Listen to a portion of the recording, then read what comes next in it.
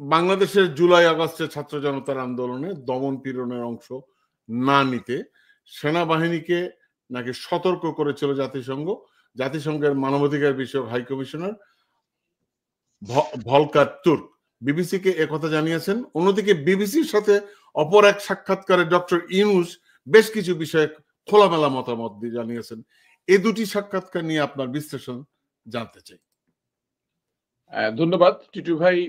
আপনি যে দুটি সাক্ষাৎকার বিষয় বলতে চাচ্ছেন, দুটি হচ্ছে, একটি হচ্ছে আমাদের আভ্যন্তরীণ যে রাষ্ট্রের প্রধান উপদেষ্টা ওনার সাক্ষাৎকার, এবং আরেকজন হচ্ছেন যিনি মানবাধিকার বিষয়ক হাই কমিশনার ভলকার তুর্কের সাক্ষাৎকার। দুটি একদম খুবই কাছাকাছি সময়ের সাক্ষাৎকার, এবং সেটি বাংলাদেশের ইস্যু যেহেতু আছে সেজন্যই নিশ্চয়ই আপনি নাগরিক টেলিভিশনে এই বিষয়টির অবতারণা করেছেন। এবং আমি যে কথাটি বলতে চাই যে আমাদের সবকিছু মিলেই কিন্তু একটি রাজনীতি এবং রাজনৈতিক পরিস্থিতি, বাংলাদেশের অবস্থান, শান্তি, নির্বাচন সবকিছুর জন্যই এই আলোচনাগুলো হয়েছে। তা আমি যদি প্রথমেই চলে যাই প্রধান উপদেষ্টার মানে ডক্টর ইউনূস সাহেবের যে বক্তৃতাগুলো ছিল বা যে তার সাক্ষাৎকারগুলো ছিল সেটাই যদি শুরু করি, তারপর আমি ভলকার তুর্কের কথাগুলো বলবো আপনাকে, আমাদের দর্শককে। আমরা ডক্টর ইউনূস সাহেবের তো বক্তৃতা সম্পর্কে আমাদের কিন্তু একটা সবারই কিন্তু ধারণা আছে যে উনি কিভাবে কথা বলেন, উনার বক্তব্যের ধরন উনি কি, এবং এই যে বিবিসির সাথে উনার যে আলোচনার বক্তৃতার এটা সাক্ষাৎকার, এটি আর আগেও হয়েছে যখন উনি সরকারে ছিলেন না, তার আগে ওই মীর সাব্বির উনি নিয়েছিলেন, এবং আবার যখন উনি নিয়েছেন উনি কিন্তু প্রশ্ন করেছেন তার নিজস্ব ঢঙে। কিন্তু ডক্টর ইউনূস সাহেবের এবার ঢংটা বা এবার উত্তর দেওয়াটা আমার কাছে একটু ভিন্ন মনে হয়েছে, যে উনি মনে হচ্ছে যেন প্রত্যেকটি প্রশ্নেই উনি রিয়্যাক্ট করছেন, মানে প্রত্যেকটি প্রশ্ন উনার জন্য মনে হচ্ছে যেন খুব একটা বেশি স্বস্তিদায়ক না, কিন্তু এই প্রশ্নগুলো ওনার জন্য খুবই সাদামাটা প্রশ্ন এবং ওনার জন্য খুবই সহজে উত্তর দেওয়ারই কথা, কিন্তু ওনার কাছে মনে হচ্ছে যেন প্রত্যেকটি প্রশ্নই উনি রিয়্যাক্ট করছে। আছে না যে আপনি যখন আমাকে প্রশ্ন করেন, আপনি আমার ইন্টারভিউ নিচ্ছেন, তখন আমি সাথে সাথেই না আপনি কি বলছেন, বা আপনি না এটা না বা এভাবে না, তো তখন মানুষ বোঝার চেষ্টা করবে যে উনার মধ্যে কোনো একটা ভয়, আশঙ্কা, কষ্ট, দুঃখ, অভিমান মানে এগুলো আছে কিনা, কিংবা বিরক্তি, হ্যাঁ, কিংবা বিরক্তি এটা আছে কিনা। তো এটা একটা দর্শকদের মধ্যে, কারণ আমরা তো প্রত্যেকটা যারা দেখে, ধরেন আপনার এই অনুষ্ঠান ধরেন 15-20 হাজার মানুষ দেখে সব শেষ গিয়ে, তো এই দর্শক যারা দেখে তারা কিন্তু আমাদের অভিব্যক্তি, কথাবার্তার ধরন, কিংবা আমরা কি ধরনের মন মানসিকতা পোষণ করি, কি বলতে চাই, সেগুলো কিন্তু তারা বিশ্লেষণ করতে পারে খুব ভালোভাবে। তা আমাকে যদি আপনি আজকে বিশ্লেষণ করতে যেহেতু দিয়েছেন, তা আমি বলতে চাই মীর সাব্বিরের প্রথম প্রশ্নটাই ওনাকে ছিল যে আপনার তো যে গ্রেপ্তার আতঙ্কের মধ্যে ছিলেন, আপনার তো একটা গ্রেপ্তার আতঙ্কের মধ্যে থেকে আপনি আসছেন, তখনই কিন্তু উনি না আমি কোনো গ্রেপ্তার আতঙ্কে ছিলাম, আমি এই গ্রেপ্তার আতঙ্কটাকেই আমি ভেবেছি যে সম্ভাবনা, বা কিন্তু আসলে যেটা আমি বুঝি যে বাংলাদেশের আমরা তো সবাই বলি না, বিভিন্ন দল সম্পর্কে বলি, আজকে যদি এই জুলাই বিপ্লব না হতো ওই দলের অমুক নেতারা মুক্তি হতো না, অমুক দলের নেতারা প্রকাশ্যে ঘুরতে পারতো না। ভাই ওই সকল দলগুলো কিন্তু 15-16 বছর একটা ইমিউন সিস্টেমের মধ্যে চলে আসছে, মানে এত রোগ প্রতিরোধ ক্ষমতা, তারা অন্যায় অত্যাচার সহ্য করতে করতে করতে করতে তারা কিন্তু নিজেদেরকে সহনীয় করে তুলেছিল, এবং এইটাই স্বাভাবিক হয়ে যাচ্ছিল যে অত্যাচার করবে শেখ হাসিনা, এই ফ্যাসিস্ট সরকার, আর আমাকে অত্যাচারগুলো মানে ধারণ করতে হবে, বহন করতে হবে। ধরেন আমাকে অত্যাচার করেছিল, আমি হয়তো ধারণ বহন করতে পারি নাই, আমার হাত ভেঙে ফেলেছে, পাও ভেঙে ফেলেছে, মেরে ফেলতে চেয়েছে, কিন্তু এখন এইগুলোর মধ্যেই কিন্তু বাংলাদেশের মানুষ ছিল। কিন্তু আমি মনে করি ডক্টর ইউনূস সাহেব সবচেয়ে বড় বেনিফিশিয়ারি, কারণ উনি কিন্তু এত অন্যায় অত্যাচারের মধ্যে মামলা মোকদ্দমার জটিলতায় ছিল, উনার বিরুদ্ধে অনেক বড় বড় কথা বলেছে, গালাগালিজ করেছে, কিন্তু উনাকে ধরেন আমাদেরকে যেমন পিটিয়ে রাস্তায় আধামরা করে ফেলেছিল, একটা পশুকে যেভাবে পিটায় সেভাবে পিটিয়েছে, এভাবে তো উনাকে পিটায় নাই, কিন্তু উনার গ্রেফতার আতঙ্কটা ছিল এই জন্য যে উনাকে কিন্তু হাজতে ভরতো, উনি জেল খাটতো, এবং উনি জেলখানায় এখন জীবন থাকতো, উনার এখন এই মুহূর্তে জেলখানায় থাকতো। তার মানে উনি বেনিফিশিয়ারি জুলাই বিপ্লবের সবচেয়ে বড় বেনিফিশিয়ারি, যদি বলি যে উনি কিন্তু এই জুলাই বিপ্লবের বেনিফিশিয়ারি। শুধু উনি আতঙ্ক থেকেই মুক্ত হয় নাই, উনি বড় সুযোগও পেয়েছে বাংলাদেশের মানুষকে সেবা দেয়া বা বাংলাদেশের মানুষকে। যদিও ওনাকে একটি প্রশ্ন করা হয়েছিল যে আপনি তো নতুন রাজনৈতিক দল করতে চেয়েছিলেন, না উনি তখনও কিন্তু রিঅ্যাক্ট করেছেন সাথে সাথেই, না না নতুন রাজনৈতিক দল গঠন করি নাই, বা নতুন রাজনৈতিক দল জনগণের প্রত্যয়ে ছিল কিন্তু সেটা পরে পরে হয় নাই বা পরে আমি আগ্রহ দেখাই নাই। এটাকে উনি কিন্তু জনগণ তো জানে উনি একটা নাগরিক শক্তি করতে চেয়েছিল, তাই না? এটা তো সত্য।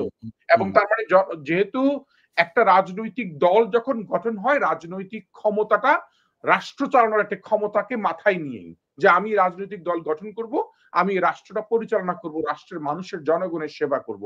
এখন উনি কিন্তু রাজনৈতিক দল গঠনে ব্যর্থ হয়েও কিন্তু উনি রাষ্ট্র চালাচ্ছেন, রাষ্ট্র পরিচালনা করছেন। যদিও শেষ কোশ্চেন মীর সাব্বির বলেছিল যে এই আপনি যে একটা জায়গায় আপনি এসেছেন, আপনার ব্যক্তিগত জীবন কিংবা আপনি কিভাবে এটাকে রিলেট করেন, তা ওইখানেও ধরেন উনি তো মানে বা এটা তো আপনি রাজনৈতিক জায়গায় আপনি অবস্থান করছেন, রাজনৈতিক পজিশন আপনার।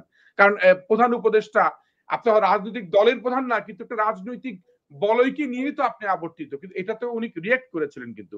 যাই হোক, আমি ওনার কথাগুলো এক এক করে আমি বলে ফেলি খুব দ্রুত। যেমন উনি বলেছিলেন যে অর্থনীতিকে সহজ করছেন, সারা দুনিয়ার আস্থা স্থাপন করেছেন এবং প্রত্যেকটি দেশের সাথে উনি আস্থা নিয়ে অনেকক্ষণ কথা বলেছেন। বিদেশে আস্থা, দেশের মানুষের আস্থা।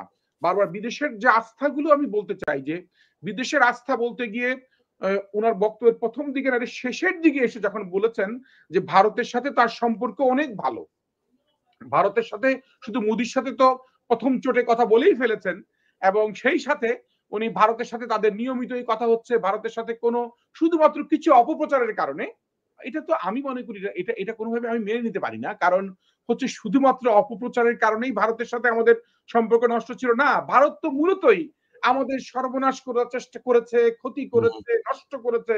কিন্তু এইটা উনি সাহস ভরে বলতে পারেনি। হয়তো এই জায়গাটায় থাকলে উনার বলার সুযোগ থাকে না। কিন্তু এই প্রশ্নের উত্তরটা কিন্তু অনেকের কাছেই আমার মতো করে হয়তো ভালো লাগে না। কারণ কেন লাগে না জানেন?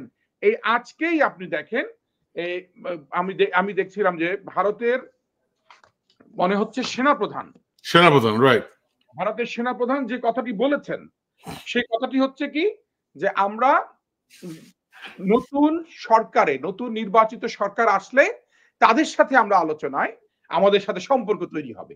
তার মানে কি এখন সম্পর্ক নাই, বাট এখন সম্পর্ক আছে, এটা বলেছেন। কি সম্পর্ক? এটা এনডিটিভির বরাতেই বলা হয়েছে যে এখন সম্পর্কটা হচ্ছে যে আমরা নোট বিনিময় হচ্ছে বাংলাদেশের সেনাপ্রধানের সাথে, মানে বাংলাদেশের সেনাবাহিনীর সাথে। তার মানে সরকারের সাথে নাই, সেনাবাহিনীর সাথে আছে, ভারতের সেনাবাহিনীর আমাদের সরকারের সাথে নাই। কখন হবে? সেটি হবে হচ্ছে গিয়ে নির্বাচিত সরকার আসলে হবে। এটা ভারতের বক্তব্য। কিন্তু তার মানে ডক্টর ইউনূস সাহেবের কথার সাথে কিন্তু মিল খেলো না বিষয়টি।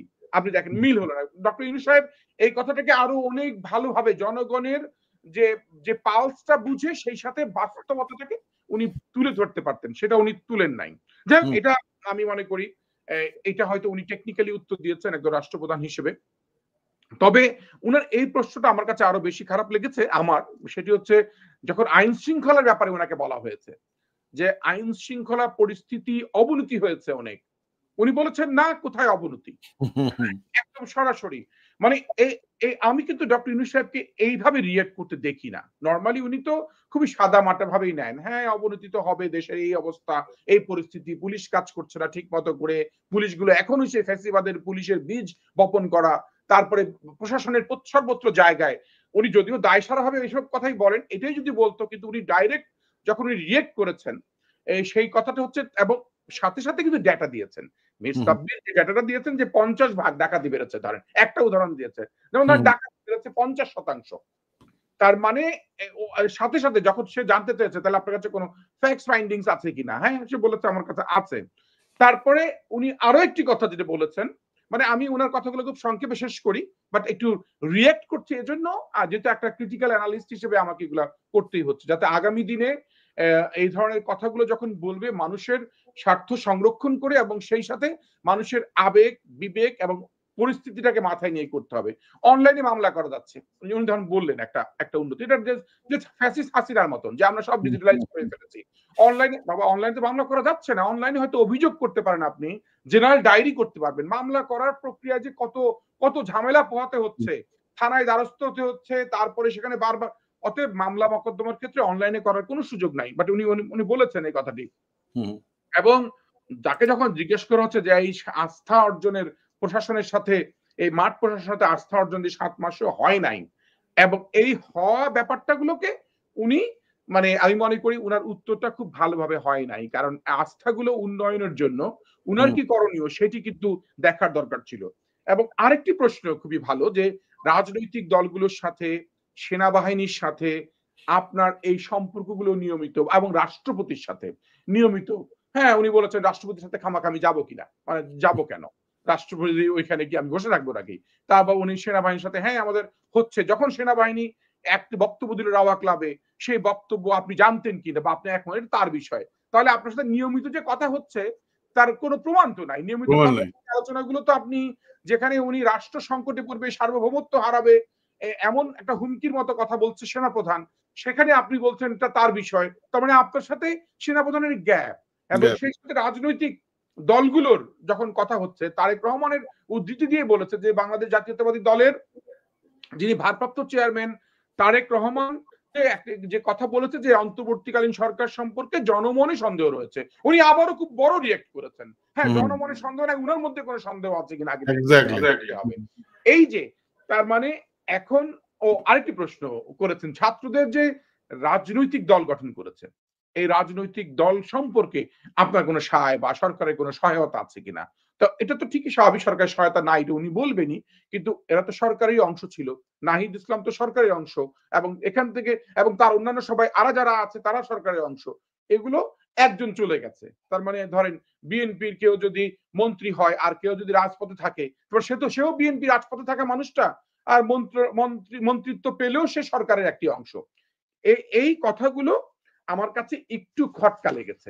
তবে সবচেয়ে বড় জিনিস হচ্ছে যে উনি এই আর যে কথাটি বলতে চেয়েছেন সেটি হচ্ছে ওনার ভারতের কথার যে সেনাপ্রধানের যে কথাটি এখন এসেছে আর কি সর্বশেষ, যে উপেন্দ্র দ্বিবেদীর কথা বলছি, যে সরকার পরিবর্তন হলে সম্পর্ক তৈরি হবে। এই কথাটি উনার অনেক স্টেটমেন্টকে খণ্ডন করে দিয়েছে, এবং আমরা বুঝতে পেরেছি, মানে আমরা দর্শক যারা বুঝতে পেরেছি যে আসলে ভারতের সাথে আমাদের সম্পর্ক, আমরা সেইভাবে আমাদের সম্পর্ক প্রতিবেশী হিসেবে থাকবে, কিন্তু ভারতের সাথে আমাদের আর কোনো ধরনের ইন্টারনাল সম্পর্ক, রিলেশনশিপ ডেভেলপ করা প্রয়োজন নাই। এখন আমাদের অপশন, আমি গত সিরিজেও বলেছিলাম যে আমাদের অনেক খাত রয়েছে, অনেক অপশন রয়েছে সম্পর্কগুলো আমাদের পার্শ্ববর্তী অনেক দেশ। কিন্তু ভারতের প্রধানমন্ত্রী যে সেনাপ্রধান যে বক্তব্যটা রেখেছে, এখানে কি আরেকটি জিনিস এখানে ইঙ্গিত আসে কিনা আমি জানি না, সেটা যে তারা ভারত চিন্তা করছে, ভারত আসলে ডক্টর ইউনূসকে সহ্য করতে পারছে না, বা ইউনূস থাক সরকারে, গভর্নমেন্টে বা প্রধান উপদেষ্টা হিসেবে এটা চাচ্ছে না। এটাও কি মনে হয় কিনা? না, আমাদের তো একটা মাইন্ডসেট আছে যে বাংলাদেশের মানুষ ভারতের আগ্রাসন যেমন সহ্য করতে পারে না, ভারতের এই আধিপত্যবাদ যেমন সহ্য করতে পারে না, ঠিক আমাদের মানুষ আবার আমাদের কোন নেতা যদি ভারতের তাবেদারি করে সেটাও সহ্য করতে পারে না। হয়তো দীর্ঘদিন সহ্য করে গেছে ভারতের তাবেদারি, একটা ফ্যাসিস্ট সরকারের তাবেদারি, মুষ্টিময় কিছু মানুষ, কিন্তু সমগ্র জনগণ না। সমগ্র জনগণের ছবি কিন্তু এখন।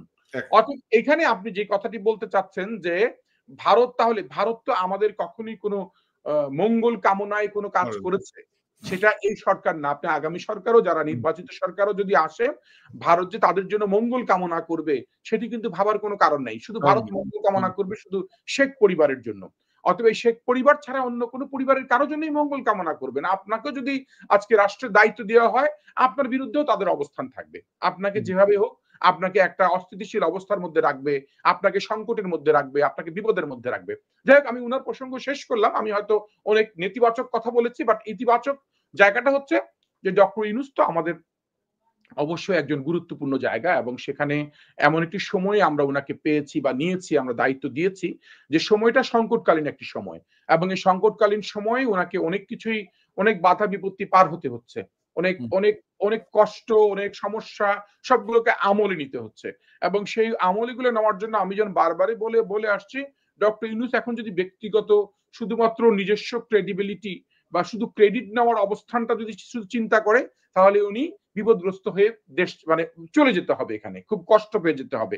উনি শুধুমাত্র যদি মনে করে যে না আমি আমার অবস্থানটাকে বিশ্বে ধরে রাখবো, বিশ্বে ধরে তো রাখতে সবাই চায়, কিন্তু উনাকে দেশটাকে, যেহেতু দেশের দায়িত্ব নিয়েছে, দেশটার প্রতি উনার ভালোবাসা দরদ সবার আগে রাখতে হবে, এবং হুম, দেশের জনগণের ভোল্কার টুকের সাথে কিন্তু আমাদের এই অনেক দিন ধরে একটা সম্পর্ক হয়ে যাচ্ছে বিভিন্ন কারণে। উনি এসেছেন এই কিছুদিন আগেও, ৩ মাস আগেও ওনারা এসে একটা টিম, একটা ৬ সদস্যের একটা টিম এসে ওনারা কাজ করে গেছেন।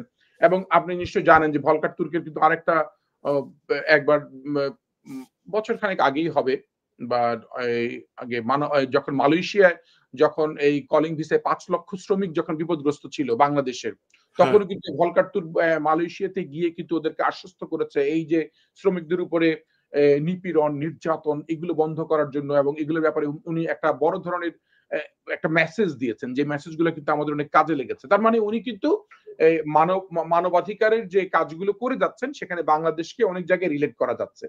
এখন কথা হচ্ছে যে উনার তো টিম, উনি বড় একটা রিপোর্ট দিয়েছে। আপনি যেটা জানেন যে এটা ১১৪ পৃষ্ঠার একটা প্রতিবেদন। হুম, এই হুম, ১১৪ পৃষ্ঠার প্রতিবেদন, এবং তারা প্রায় ২৫০ জনের বক্তব্য নিয়েছে। এবং সেখানে তারা যে বিষয়গুলো উল্লেখ করার চেষ্টা করেছে, ১৪০০ জন খুন, তারপরে এই সেনাবাহিনীর হেলিকপ্টার থেকেই তাদের ওই রঙের জলপাই রঙের হেলিকপ্টার থেকে, এবং প্রায় ৬৬% বুলেটই হচ্ছে সেনাবাহিনীর। এবং সবকিছুই উনি সেনাবাহিনীরাও যে দায়মুক্ত হবে না, এগুলো তাদের রিপোর্টে কিন্তু সবকিছুই খুব স্পষ্টভাবে আছে। এবং হুম, এগুলোর অনেক চ্যালেঞ্জও আছে।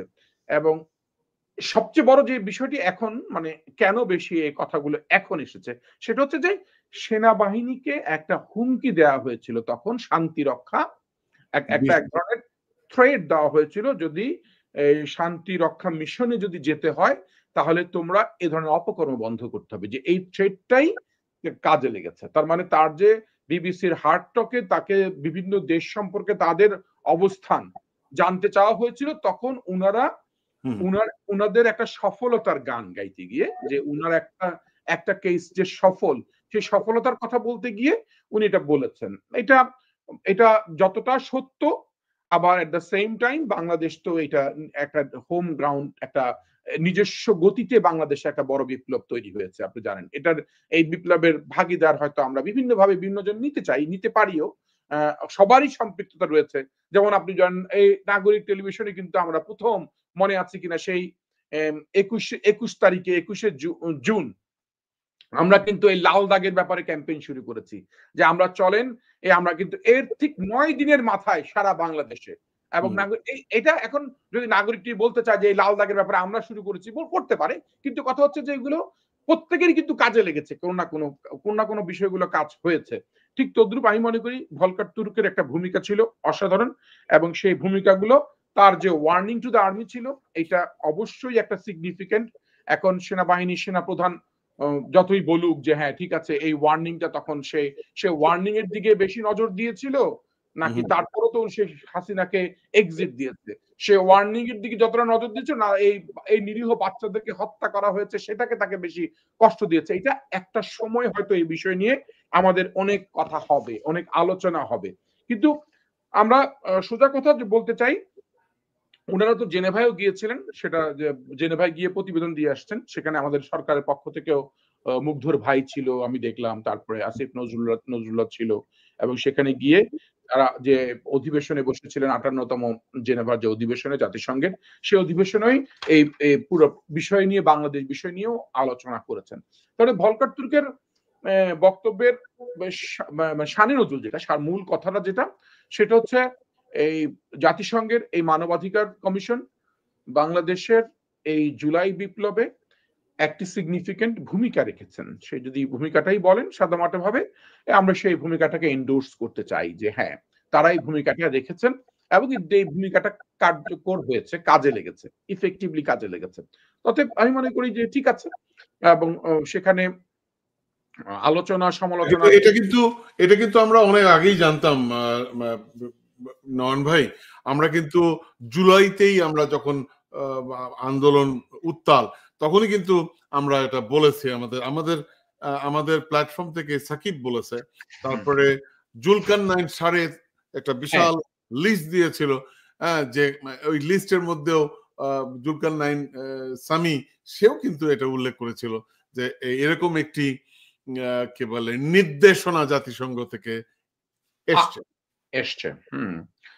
এবং তারা কিন্তু বাংলাদেশেও যখন এসেছিল প্রতিবেদন জমা দেওয়ার আগে তথ্যপত্র নেওয়ার জন্য, তারা কিন্তু সেখানেও কিন্তু প্রধান উপদেষ্টা সহ যাদের সাথে দেখা করেছে করে উনি কিন্তু নিজেও সাংবাদিক সম্মেলন করেছেন এবং সাংবাদিক সম্মেলনে ব্রিফ করেছেন খুব স্পষ্ট ভাবে।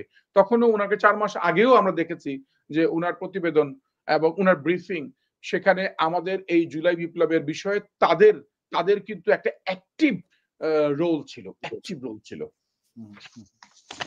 ধন্যবাদ আপনাকে।